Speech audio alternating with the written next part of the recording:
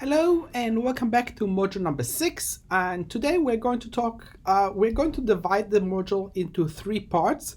Yes, I'm going to talk, the second part, I'm going to talk about RStudio, and I'm going to incorporate that into my lecture here. But I will start with what is the deviation analysis. And according to our textbook, we are always looking for spotting the difference between the data set in order for us to highlight the power of visualization. And so I will talk about that. In the last part, I'm going to talk about visual peer review, what it is, why is it so important, and how we're going to do that in our class. So let's begin, as I said, with the idea of today's agenda, the official agenda, and the idea of spotting the difference and what it is and what is the obsession of your professor with open source R. Okay, so one of the things that we often hear about that is the idea, how do I capture the right chart to the right data set that I am applying? There is a lot of discussion on it in different conferences, different posting, and there's people already posted the idea of how to capture it better. And so what do you like to show? Are you going to look at relationship? Is it one variable, two variables, three variables? Is it going to be distribution? Is it a single variable? Or more than three variables? And the idea of other platforms that allowed us to do, or other visual types that allowed us to do that. This is a legit concern, and because, again, compared to language, we do not have structure, we do not have visual grammar that we can apply or follow in order for us to create best practices in our visualization. So how do we capture that? How do we apply that? One of the things that our textbook talk about is the idea of spotting the differences. And in this discussion, he talks about multivariate statistics, which means that we are trying to achieve or trying to analyze two or more variables at the same time in order to show what it is the difference. In that discussion, we usually have independent and dependent variables. The term independent variable is the idea of what the research manipulate, which is such control or by control of extreme variables, and the idea of that, how it affects. So we have the independent is the cause and the dependent is the effect. So again, we are trying to formulate our research question based on that idea, what is the cause and what is the effect, in order for us to communicate that to anyone who reads our text. However, how can we apply that into visualization? How can we approach that and to show what is the cause and what is the effect in visualization is a challenge by itself. Way to visualize comparison is, I took this capture from datavizcatalog.com, and they try to organize or try to give us some sort of organization how best to practice visualization with regard to comparison. And so they are talking about bar chart, box whisper, bubble chart, etc. All of them are quite powerful with regard to comparison. We did not discuss yet about stack bar graph, and this is something that is really can be very powerful, and especially when you're selecting the right color that reflect on the data, can be a good representation of what you are trying to achieve. So the idea of that is you have a data set and you have more than one variable in it, and so the stack bar graph is a good way for us to capture that. And the idea is what it is. One of the cautions that I need to highlight, and I will highlight again and again, is that if you are using that type of visualization, I want you to give the user the idea of index of what the color represent. Is yellow represent 1 or red represent 2, etc., etc., in order for us to give the user who review our visualization a more and concise way to us to capture that. So one of the things is in the ability to compare each segment to each other is difficult, and stack bar graph can do a good job on it. However, again, what colors are you using, how you segment the data, it's part of our discussion that we need to embed it or to have in order for us to fully understand. A textbook talked about multivariate analysis as a difference between the variables, and it's one of the most important assets of visual analytics. Your job, according to a textbook, is to find the differences and highlight them to use the visualization. So I will start a little bit in not in advanced multivariate analysis. I will start with deviation analysis, and the idea, according to our textbook, to view, we are using it to segment, to depart the different aspect of the data, budget versus actual, and he defined or he divide this data from a company or manufacturer, from sales, marketing, operation, engineer, and finance, in order for you to see that what it is it entails when we are talking about multivariance, because we have here more than one variables that we are actually trying to capture, and bar chart can be a good display of this type of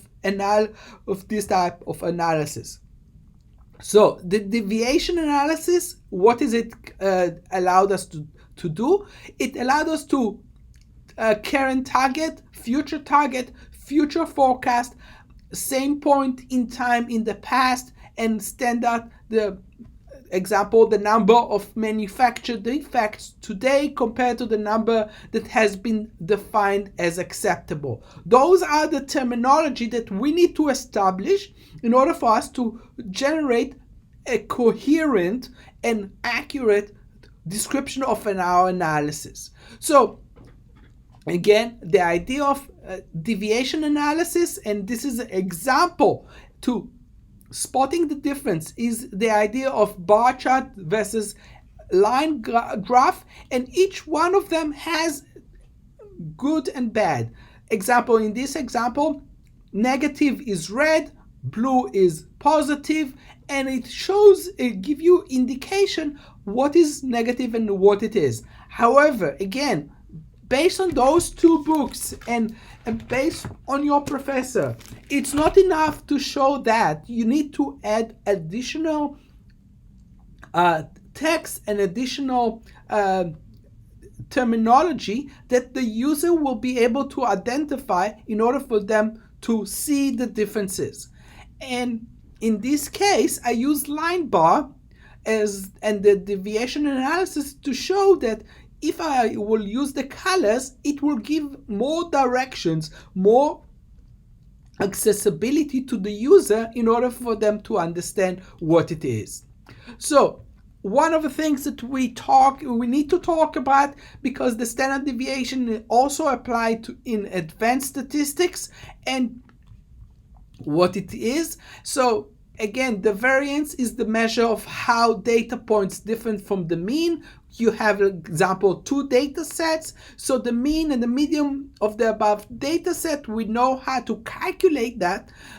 The way to present those two data is idea of what it is captured. and their distribution is the extension of the how it affects each other with regard to the mean.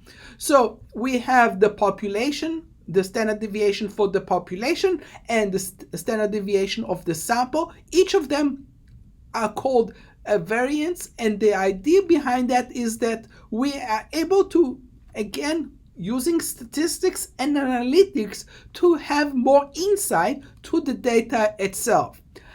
One of the things that is often used is table, and we can compose that table, we can apply that. It will be a more straightforward when we do not have a large set of data, and we will understand the procedure that you did in your analysis. However, in a big data set of million records, I don't think a table will help you in order for you to convey the work that you did or the result. So again, this is an issue that comes up and again with regard to the standard deviation and the idea of what it is stands for and how to apply to it.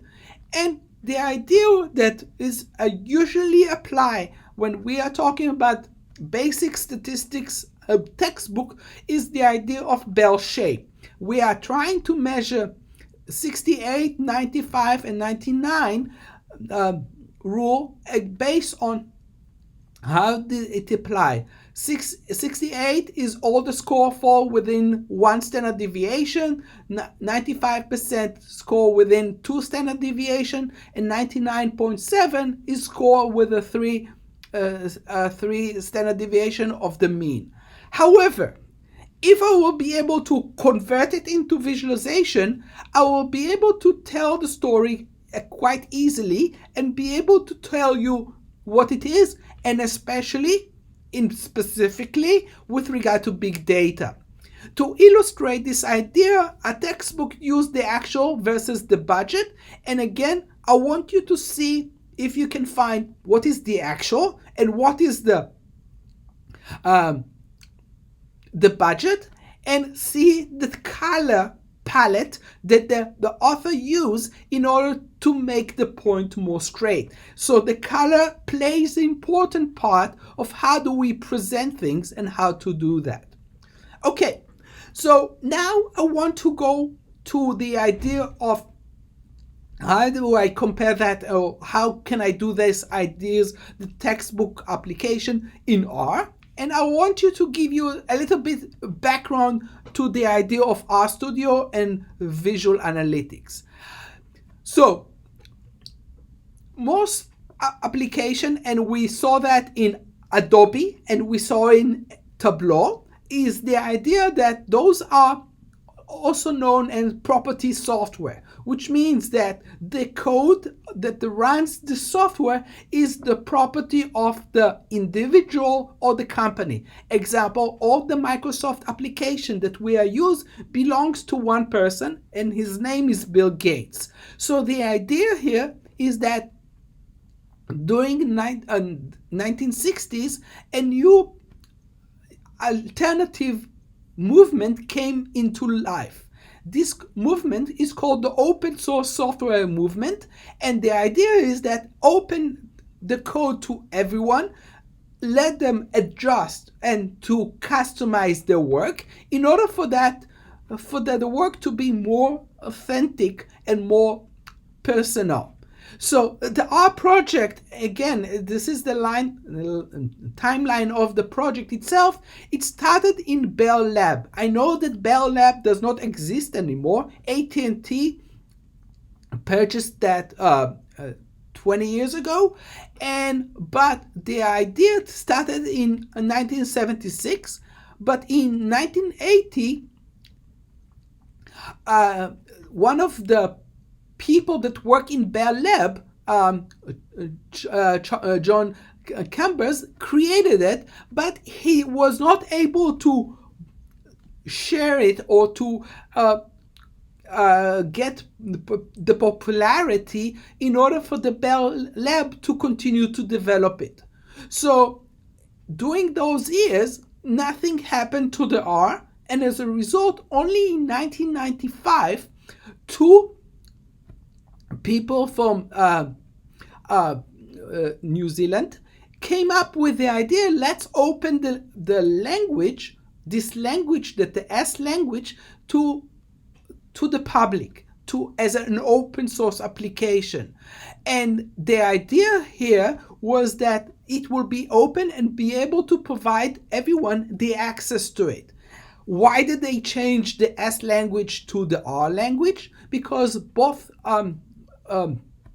researchers, Ross and Robert, thought that using R is a better way to them to capture the name of the language. So that's how we call it the R project. So the R language is the idea of interpreted language, where the user typically accesses through a command line.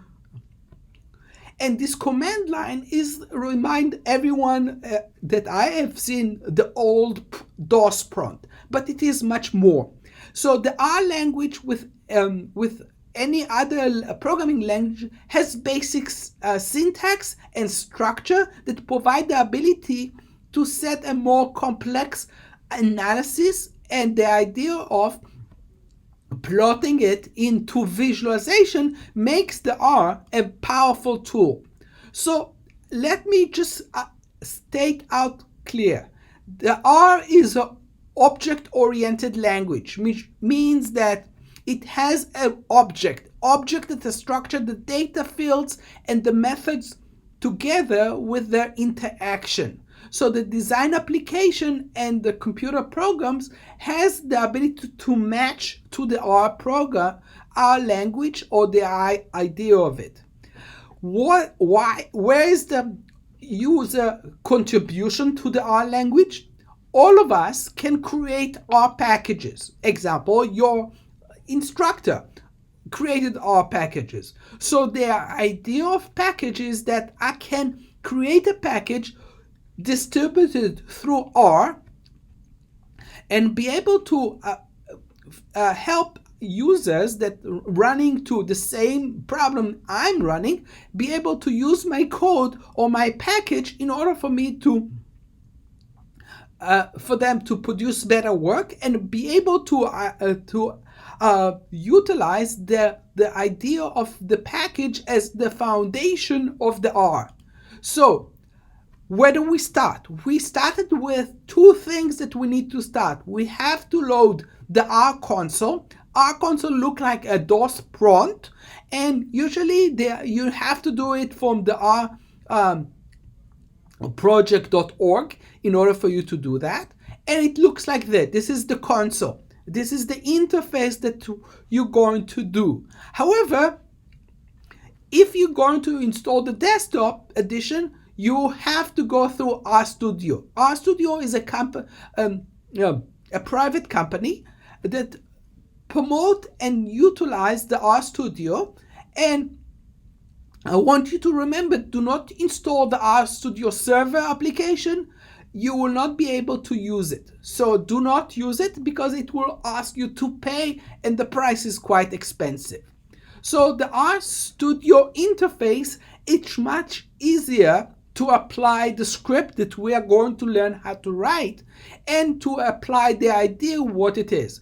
So the interface of the RStudio consists of R4 windows, and you can change the setting of the windows, but usually you have a script editor, you have the R console. What is the console? The machine behind it runs. You have the view help or the plots or to install packages in order for you to do a better work. And the workplace, the top is the workplace that you are applying. So the basic function console, I will go over that in the next presentation, but this is where you're going to write your code in order for you to do that. And this is the idea. So 2 multiplied by 3, you're going to enter and then it will give you the result and what it is and how to apply to it. And again, the idea of structure. Okay, so I talked about the environment. I need to talk about the idea of why is the R help to generate the visualization. There are more than, I believe, there are more than 10,000 packages already installed in you'll be able to download to your R.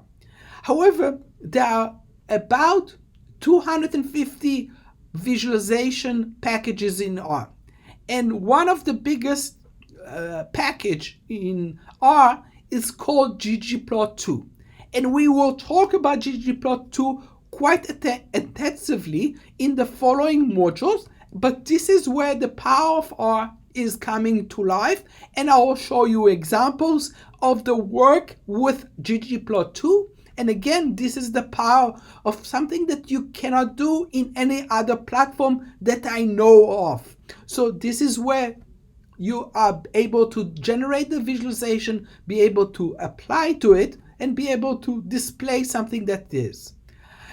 One of the things that is common in the RStudio environment and user is the idea of sharing information or sharing your code.